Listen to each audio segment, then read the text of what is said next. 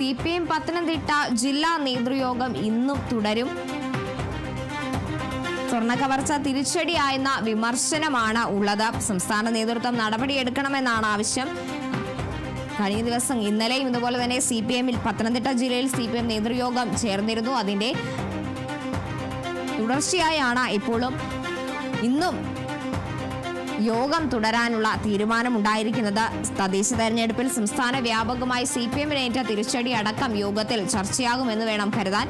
കൂടാതെ തന്നെ സ്വർണ്ണക്കവർച്ച തെരഞ്ഞെടുപ്പിലടക്കം തിരിച്ചടി ഉണ്ടായി എന്നതാണ് CPM ജില്ലാ നേതൃത്വത്തിലുള്ള ആകെയുള്ള ഒരു വിമർശനം ഉണ്ടായിരിക്കുന്നത്. സംസ്ഥാന നേതൃത്വം ഇതുമായി ബന്ധപ്പെട്ട നടപടി എടുക്കണമെന്ന് തന്നെയാണ് യോഗത്തിലുണ്ടായ ഏറ്റവും വലിയ ആവശ്യം.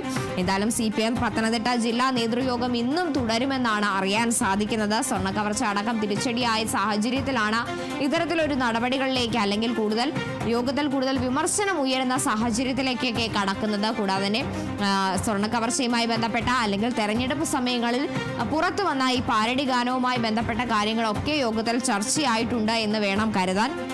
എന്തായാലും സംസ്ഥാന നേതൃത്വം ഇതുമായി ബന്ധപ്പെട്ട കൂടുതൽ നടപടികളിലേക്ക് കടക്കണമെന്ന് തന്നെയാണ് ഈ ഒരു യോഗത്തിൽ ഉണ്ടായ മുഖ്യ കാര്യമെന്ന് പറയുന്നത്. എന്തായാലും തെരഞ്ഞെടുപ്പുമായി ബന്ധപ്പെട്ട് സംസ്ഥാനത്തുടനീളം അതുപോലെ പത്തനംതിട്ടയിലാണെങ്കിൽ തന്നെയും CPM-ന് വലിയൊരു തിരിച്ചടി ഉണ്ടായ ഒരു ജില്ല തന്നെയായിരുന്നു പത്തനംതിട്ട. ജില്ലാ പഞ്ചായത്തിലടക്കം CPM-ന് സീറ്റുകൾ കുറയുന്ന ഒരു സാഹചര്യം ഉണ്ടായിരുന്നു. ഇതെല്ലാം കണക്കിലെടുത്താണ് ജില്ലാ നേതൃത്വം ഇപ്പോൾ ഒരു യോഗം ചേർന്നത്. ഇന്നലെയും യോഗമുണ്ടായിരുന്നു. അതിന്റെ തുടർച്ചയായി ഇന്നും യോഗം ചേരും. നിരവധി കാര്യങ്ങൾ യോഗത്തിൽ ചർച്ചയാകുന്നുണ്ട്. നിരവധി കാര്യങ്ങൾ യോഗത്തിൽ വിലയിരുത്തുന്നുണ്ട്.